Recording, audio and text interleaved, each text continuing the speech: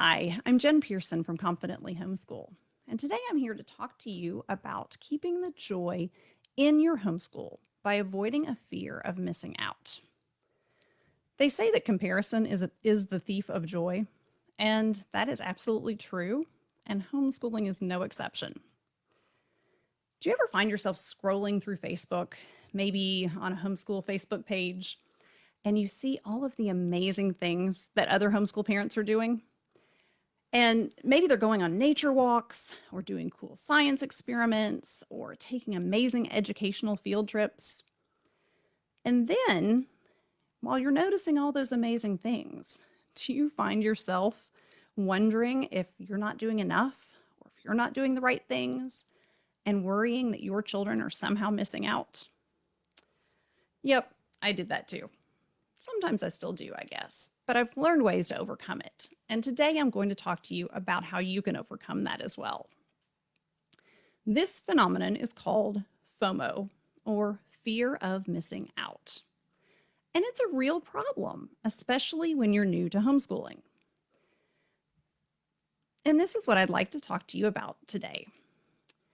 When we first started homeschooling, social activities were another problem, and not in the way you might think of social activities being a problem for homeschoolers. Contrary to popular belief, there is no lack of social opportunities for homeschooled children. When I looked online, I found zoo meetups, indoor play dates, game tournaments, Lego League, a local field trip group. So many opportunities. Often many of these were on the same day, so no matter which I chose, I suffered again from that fear of missing out. And if we tried to do too many of the social activities in a week, we missed out on doing our more structured academic work. FOMO can occur even when you're not browsing Facebook. There are so many homeschool resources out there. How do you choose when there are so many great options? Have you ever attended a homeschool convention? Or have you ever even tried to shop for curriculum and homeschool resources online? That's almost as bad. In my first year of homeschooling, I went to the homeschool convention and I was completely overwhelmed. I had no idea what I really needed, and I came home with way more than I needed or could possibly use. I had no idea how I was going to use it all, but I wanted the best possible education for my children, and I didn't want them to miss out on any of these great resources. The problem is, having too many resources is just as bad as having too few. Rather than offering a rich educational opportunity as I had hoped, it became a disjointed, overwhelming mess. How do you know what to plan each day when you have so many choices for each subject? Another time you might experience FOMO is when talking with other homeschoolers. It can be extremely helpful to talk with other homeschool parents, but it can also lead to FOMO. I learned about methods of homeschooling that I'd never even heard of before. Charlotte Mason, Thomas Jefferson, unschooling. Who knew there were so many different ways to homeschool? They all sounded wonderful to me. These other moms were doing amazing and enriching things with their children, and I started to wonder if my children were missing out. So, what did I do? I read up on all these different methods, and I tried out many of them. I threw out my plans, set aside most of all those resources I'd purchased. Don't you just hate wasting money? And I started trying a whole new method several times. In the course of my first year of homeschooling, I tried 2 different literature-based curricula, unit studies, project-based homeschooling, and I think at least 5 different math curricula. Every time I heard about what someone else was doing, I feared that we were somehow missing out, and I tried the new thing. We started homeschooling at the end of May that first year, and by January, I felt like a failure. Now, I was just afraid that my kids were missing out on a good education. Had I chosen the wrong curricula? The wrong approach? Perhaps. But there was something that was an even bigger problem. Something that is often a problem for new homeschoolers. That fear of missing out. We all want what's best for our children, And it's very easy to assume that what you're doing isn't the best when you see what others are doing. The grass is always greener on the other side. Looking back, I'm not even sure it was my children who were dissatisfied with any of the resources or methods we tried. I just kept hoping I'd find the magic bullet that would make them jump out of bed, eager to learn new things every day. I'm not so sure that exists. So how did I overcome this problem? Well, we took a break and I reassessed. I decided to put my psychology background and my life coaching training to work and really look deeply at my children, myself, and our homeschool. I realized that the most important factors in choosing what's right for your homeschool are your children and you. You have to start with that. What other people are doing is not going to be the magic bullet for you because it should be based on you and your children. So I thought long and hard about my children. What did they need? What were they passionate about? How did they learn best? Then, and this is just as important, I started thinking about myself and what I needed and wanted. How did I like to teach? How much time did I want to spend planning? How much structure did I need? What made me feel like our homeschool was a success? What was our why for homeschooling? I realized that I could tailor an education to my children's interests and the types of resources they liked best. And I needed to stop switching based on what someone else was doing or recommending. I also realized that FOMO comes from a place of insecurity. It was a result of my not feeling confident in my choices for our homeschool. We are programmed to believe that education is the realm of schools and trained teachers. Most of us grew up going to a traditional school, and we have that ingrained mindset that comes with traditional education.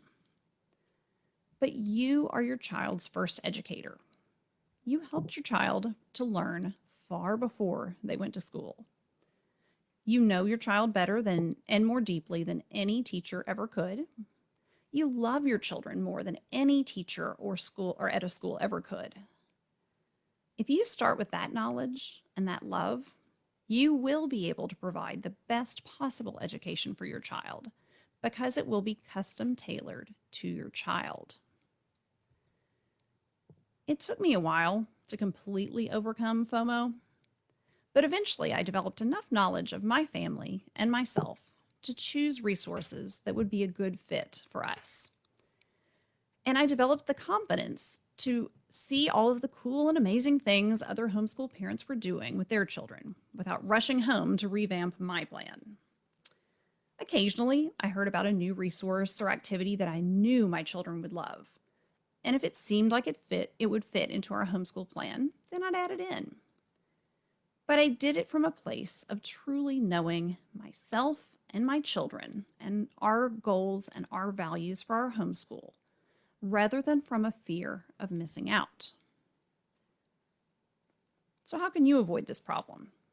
Right from the start, I would love to save you the pain I went through. I work with new homeschoolers to help them avoid second-guessing themselves so they don't end up sabotaging their first year with FOMO. And here are my suggestions. Before you buy even one thing for your homeschool, take some time to really think about your children. What do they need and want? How do they learn best? What do you want for them? What do you need? You have to think about yourself too, because as the educator, it's extremely important to take into account what you need and want. What are your goals for your homeschool? Why are you homeschooling? And where do you want to be at the end of this school year? And then based on that, you can carefully research the resources that you think might be a good fit. Try samples if you can. A lot of websites for curriculum offer samples, or at least have a few pages you can look at. Talk to other homeschoolers and read reviews to see what common pitfalls there are with that particular curriculum, and see if those might be a problem for you. Choose curriculum that will enable you to meet your goals. Don't choose curriculum first and then set goals based on the curriculum. All too often that happens. After you select your resources for the year and make a general plan for how you will use them, commit to them for the year. If someone else mentions another resource or you hear about a cool new curriculum, just write it down for future reference. Most will still be available next year and are available for different levels. So don't change just because something else is shiny and new. Try to remind yourself that even though something looks amazing and wonderful when you see it on Facebook or hear about it from someone else, that doesn't mean it would be amazing and wonderful for your family. Every family is different. Some homeschool families travel almost 100% of the time. They have an RV or they rent homes in various places and world school. This has always sounded absolutely fascinating to me. It seems like it would be an amazingly educational and enriching experience. But I also know that this would not work for our family. My children tend to like the familiarity of home. They like being near their friends and our extended family. And they do like travel, but only for limited periods of time, just a couple of weeks, and then they're itching to get back to the familiar. World schooling would be disastrous for us. So you have to learn to be able to admire what others are doing while staying true to your mission and your goals for homeschooling. You are the expert on your family and your homeschool. Own that and don't let what other people are doing shake your confidence. As you go through your school year, take time also to be mindful. Mindfulness is a great way to overcome FOMO. Really pay attention to your children. Enjoy the everyday moments with them. Each day, write down one joyful moment you shared. Focus on bringing joy into the everyday, not through buying cool resources or collecting new books and things like that, but by sharing the adventure of learning and life with your children. Take pictures, lots of them, and put them together in an album or in a folder or something where you will see them and be able to go back to them regularly. Use those to remind you that you do some pretty cool stuff too. Remember that the posts you see online about the cool things others are doing are just a quick snapshot of their lives. They still have struggles and challenges just like you do. You just don't see them posted on Facebook. There is no perfect curriculum or resource. Yes, some are a better fit than others, but if you carefully choose based on what's really right for your family, then you should feel confident in your decision and be able to live with it without suffering from FOMO. Now, if you're really struggling with the resources you carefully chose, that is the only time that you should consider changing. Even then, though, take some time to carefully assess why it isn't working. Don't just rush to the internet to buy a new math book if your child resists doing math for a few days or even a few weeks.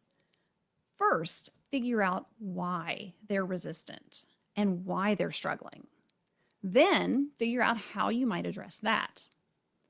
Often that can be done without changing the curriculum entirely and wasting all the money you spent on the previous curriculum. You can homeschool without constant FOMO. You just have to plan carefully and then be confident in your choices. Don't let comparison steal your joy. I work with parents to help them get to know their children and themselves as homeschoolers, so they have a clear vision for their homeschool.